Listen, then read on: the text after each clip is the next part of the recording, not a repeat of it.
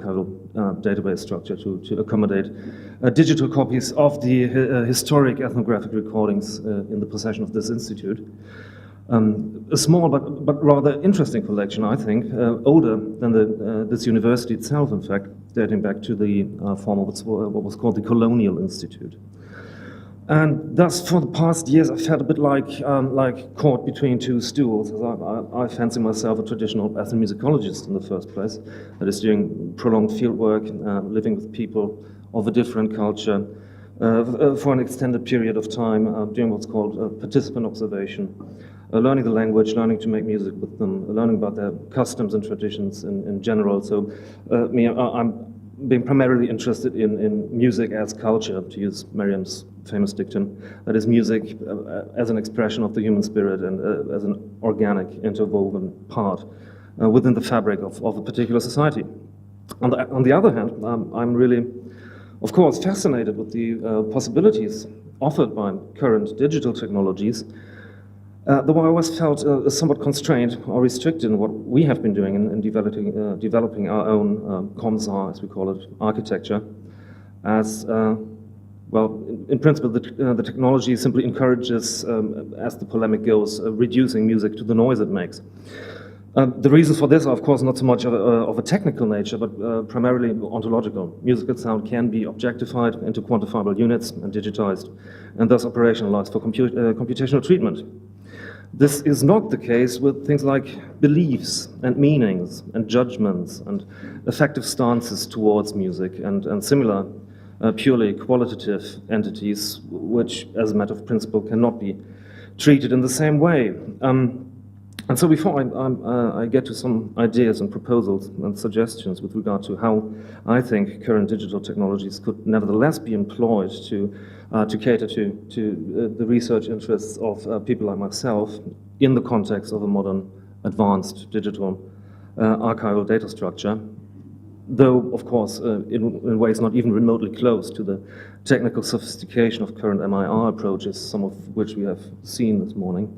Allow me to briefly introduce you to the people I've been doing fieldwork with since 2005, as they will have to serve as my example for the, I don't know, umpteenth time. The Koehn sea nomads of the Eastern Andaman Sea, and I can hear my Hamburgian colleagues quietly sighing, "Oh, please, not them again." But here you have it anyway. While doing fieldwork there, I think one of the very few things I did in hindsight correctly, properly from both the methodological and ethical perspective, was well, not to force them or to urge them to do anything. They decided the time and the place to make music and to talk about it in accordance with their particular daily schedule and their beliefs and their convictions. Initially, this was just out of mere shyness or personal restraint on my part, but it proved to be the right way to go, because I very soon realized that their concepts about music were just very different from my own. And had I forced my conceptual framework upon them, that is, asking questions like, what does music mean to you? Or what's the name of this melody? Or why do you make music? Or what sounds better, this or that? I would not only have missed their point entirely, but such questions would have been all but incomprehensible to them. To illustrate what I mean by this, allow me to quickly show you a brief edited piece of footage to emphasize what I consider these kinds of contextual information that Leslie mentioned in her summary to be just as important as recordings of musical sound, or music proper in our parlance. And you will see a short excerpt of the annual ancestor worship ceremony they call Le'en Lobong. Lobong means carved wooden spirit poles, you will see in the background a few times. It's the principal religious event for the Koehn, and also the most important musical event, and I've juxtaposed that with a few interviews, and I hope it works.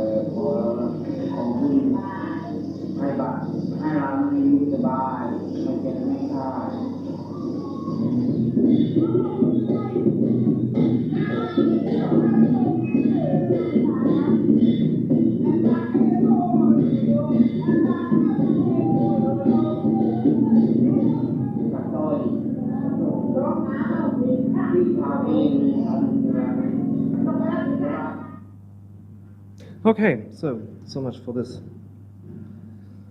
short excerpt. So what when I asked them to tell me about their drumming and their singing and their dancing, what they did was they answered by telling me about their ancestral spirits, and that was by no means only the case in the context of the ceremony shown. That footage is only the most appropriate backdrop to their statements. They simply do not have a semantic equivalent to our term music in their language. They do not recognize a distinct sphere of sound making as being separate from mainly mythical thought and ritual practice. In fact, a trait they have in common with quite a large number of societies and languages. One of the earliest and best known examples is, of course, David McAllister's account on the Navajo from the 1950s. A quick digression. Their particular language, that of the Moken, is part of the Malayo-Polynesian family of languages, like Bahasa Melayu, spoken in Malaysia, or Bahasa Indonesia. And those languages, in fact, also use the same loan word we are using from the Greek musike, though it is a much more recent addition to their lexicon. In our case, it was transmitted via Latin and medieval French to German and English. In their case, of course, via the Arabic musica. However, in the Moken language, even this borrowing is unknown. They do understand the Thai term, dondri, in a way, which is at least reasonably similar to our concept of instrumental music, but it's rarely used. To me, this thought is always, I find it a little unsettling that other peoples do not have an equivalent conceptual category. As to us, the term music is so central and so paramount to our entire discourse. The very name of our discipline is based on this word. And if a concept like music does not exist in a particular culture, doesn't this also raise a number of follow-up questions, like, do they too contemplate beauty? Or do they too acknowledge a sphere of art as distinguished from non-art? Do they too associate specific affective virtues with their sounding expressions?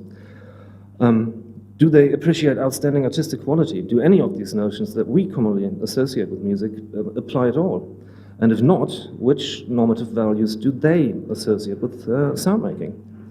So concepts, in general, like our concept music, raise very distinct expectations as to what they denote or refer to. And these expectations are all too easily carried over to instances where they might not at all apply, or not in the same way, or not to the same extent. So in this previous short excerpt, Alia and Salama and Dunong have tried to explain to me, and now to you, their reasons and their motivations for drumming and singing and dancing, and they've tried to put this into context with regard to their seeing the world, to their customs and traditions, by describing how music is located within the patterns of their particular cultural reality, where to them it is naturally identified as belonging. Allow me now to show you another short clip in which the focus of their explanation veers a bit from what has been discussed before towards a more, well, a functionalist perspective, so to speak, that is to the purpose of music, to what it does, to what it's good for, and to what it's consciously employed to achieve.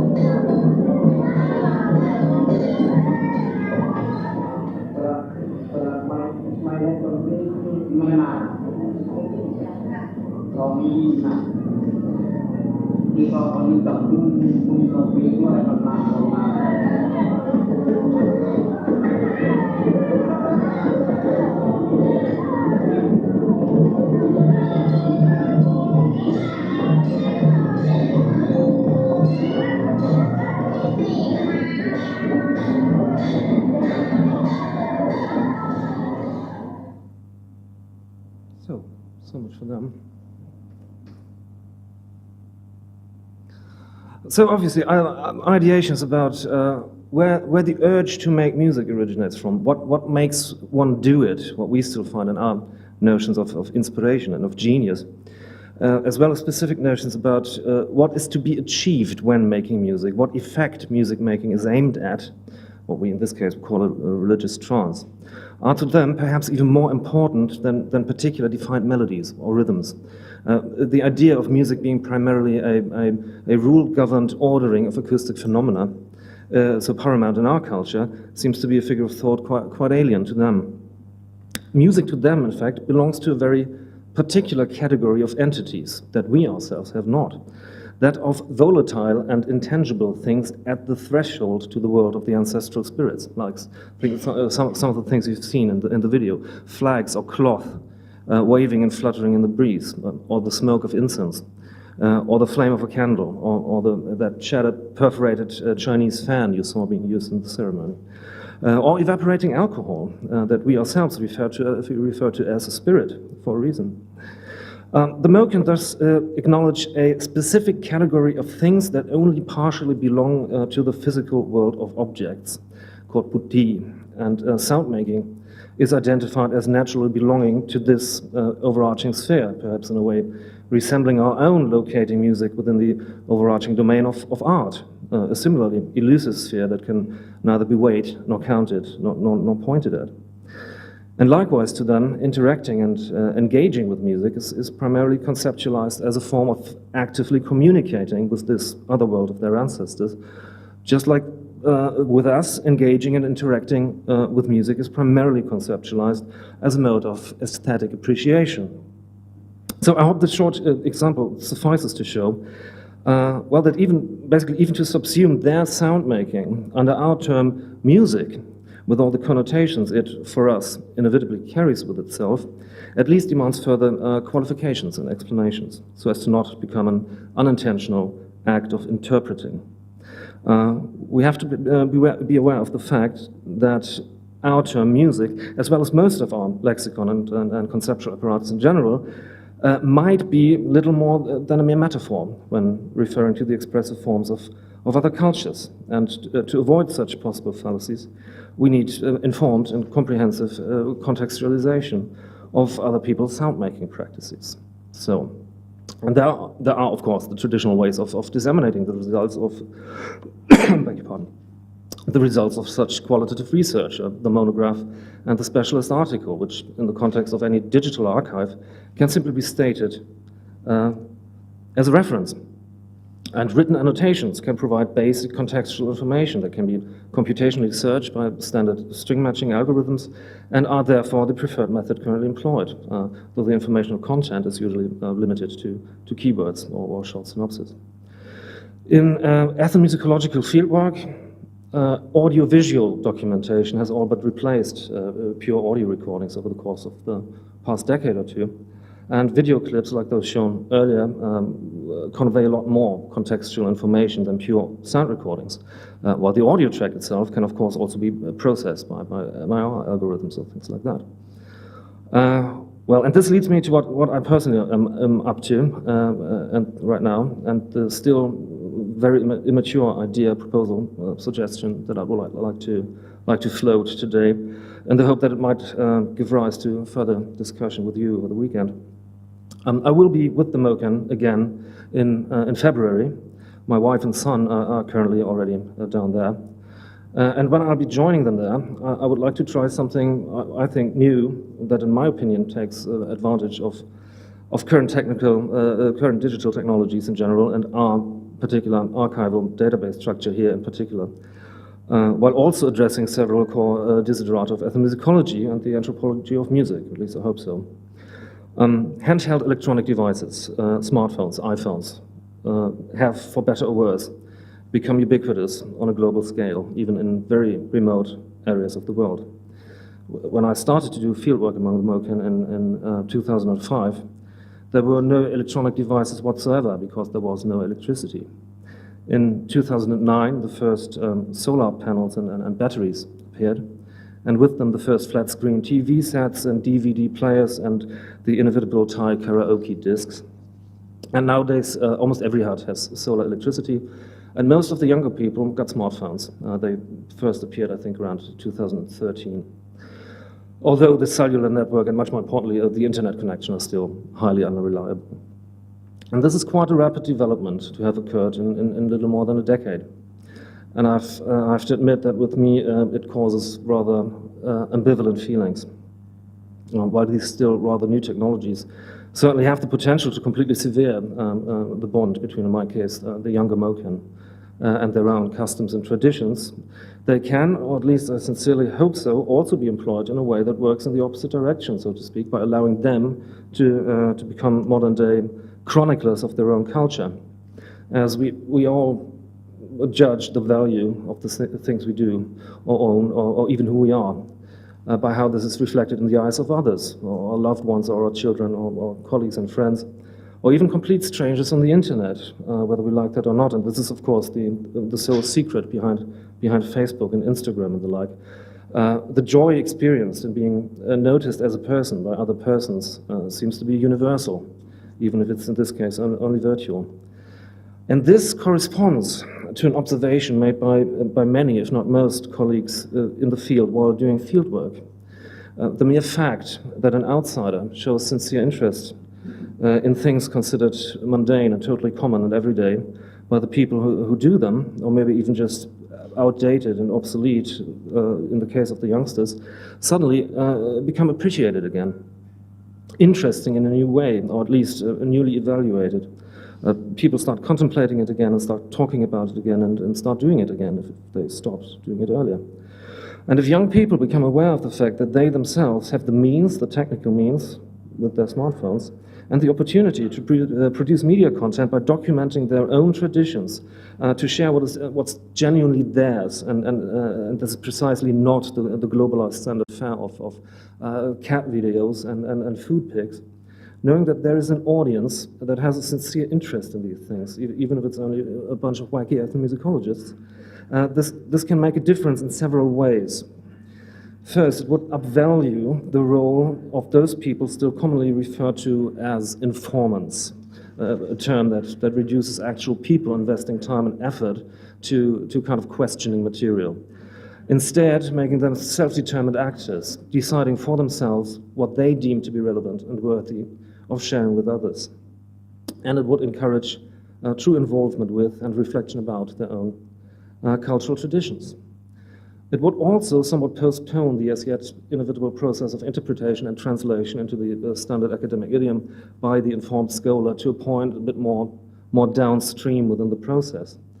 And it would allow people with very little political influence within the nation-state construct history made them blunder into somehow, to present themselves in a way that could be advantageous to them in matters vastly more important than ethnomusicology. I currently do not think that any of this works up to the ideal of mutual benefit. It will still be me, clearly, who benefits the most. But I think it's at least a move in the right direction in several ways. Well, yeah, and I would be more than happy to share the results of this experiment the next time we meet. And I thank you for your attention.